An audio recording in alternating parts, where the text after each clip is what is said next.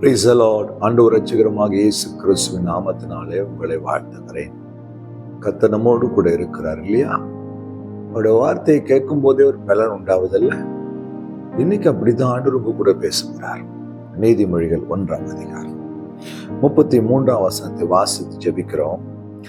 எனக்கு செவி கொடுக்கிறவன் எவனோ அவன் விக்கினமின்றி வாசம் பண்ணி ஆபத்திற்கு பயப்படாமல் அமைதியாயிருப்பான்.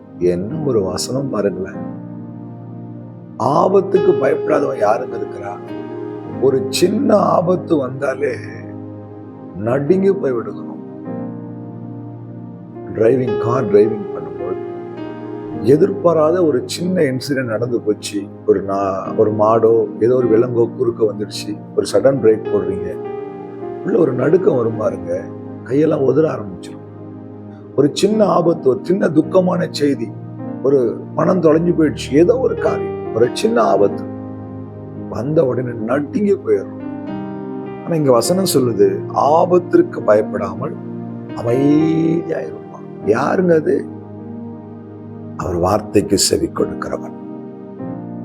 ஆண்டோடைய சத்தத்துக்கு, அவருடைய வார்த்தைக்கு, அவருடைய வசனத்துக்கு நீங்க செவி கொடுத்து வாழும்பொழுது விக்கினமின்றி வாசம் பண்ணுவீங்க.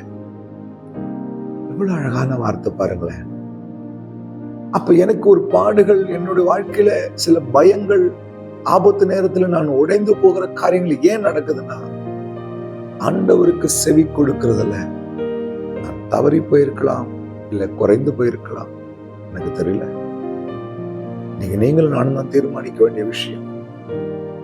எவ்வளவு அழகான வார்த்தை பாருங்க. எனக்கு செவி கொடுக்கிறவன் எவனோ அவன் விக்கினமின்றி வாசம் செய்வான். ஆபத்து வரும்பொழுது பயப்படாம அமைதியா இருப்பான். தாவீது எழுதுறார், இந்த ஏழை கூப்பிட்டான், கர்த்தர் கேட்டு அவனை எல்லா பயத்துக்கும் நீங்களாக்கி ரட்சித்தார். ஆண்டவருக்கு செவி கொடுக்கிற பிள்ளைகளுக்கு ஒரு பாதுகாப்பு உண்டு, ஒரு திட நம்பிக்கை உண்டு, ஒரு தைரியம் உண்டு. என்னது? கர்த்தர் என்னோடு கூட இருக்கிறார். தாவீது எழுதுற, மரண இருள் பள்ளத்தாக்கில் நடந்தார், பொல்லாப்புக்கு பயப்பட மாட்டேன், ஏன்னா தேவரீர் என்னோடு கூட இருக்கிறார். காரணம், தாவீது ஆண்டவரை கேட்காம எதுவும் செய்ய மாட்டார். சவுல் கர்த்தருடைய வார்த்தைக்கு கீழ்ப்படியாமல் போனான். பலியை பார்க்கிலும் செவி கொடுக்கிறதாங்க, கீழ்ப்படிக்கிறதாங்க உத்தமம்னு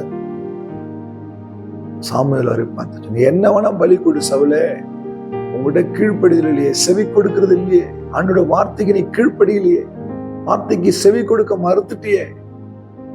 ஆகையாலத்தான் அவர் உன் மேல வச்சு கிருபையை தள்ளிட்டாரு. உன் ஸ்தானத்துல வேற ஒருத்தனை கொண்டு வந்துட்டார். கொண்டு வந்த மனிதன் எப்படிப்பட்டவர் தெரியுமா? கர்த்தருடைய வார்த்தைக்கு அப்படியே கீழ்ப்படிந்து நடக்கக்கூடியவர், தேவ சத்தத்திற்கு அப்படியே செவி கொடுக்கக்கூடியவர். ஆகையால் தான் எத்தனையோ ஆபத்துகள் தாவீதுக்கு எதிராக வந்து கொண்டே இருந்துச்சு. ஆனா பயப்படல. சேனைகளின் கர்த்தர் என்னோடு இருக்கிறார். அவ்வளவு தைரியமா சொன்னார், ஆத்துமாவே நீ ஏன் கலங்குகிறாய், ஏன் திகைகிறாய்? கர்த்தருக்கு காத்திரு, ரட்சிப்பு அவரால வரும். வார்த்தை கேட்க அன்பு சகோதரனே, செவி கொடுங்க.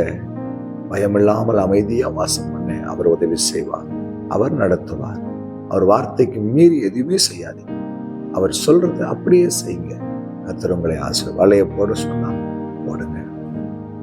நீங்க செய்ய சொல்றது செய்யுங்க. கர்த்தர் உங்களை ஆசீர்வதிப்பார். ஜெபிக்கலாமா? அன்பும் இரக்கமுள்ள ஆண்டவரே, உங்களுக்கு செவி கொடுக்கிற பிள்ளைகளுக்கு வைத்திருக்கிற இந்த பாதுகாப்புக்காக, ஆசீர்வாதங்களுக்காக, நன்மைகளுக்காக ஸ்தோத்திரம். இந்த வார்த்தை கேட்கிற அனைவரையும் அப்படியே நடத்தும், பாதுகாத்துக் கொள்ளும். இயேசு கிறிஸ்துவின் நாமத்தில் பிதாவே, ஆமென். அல்லேலூயா. God bless you.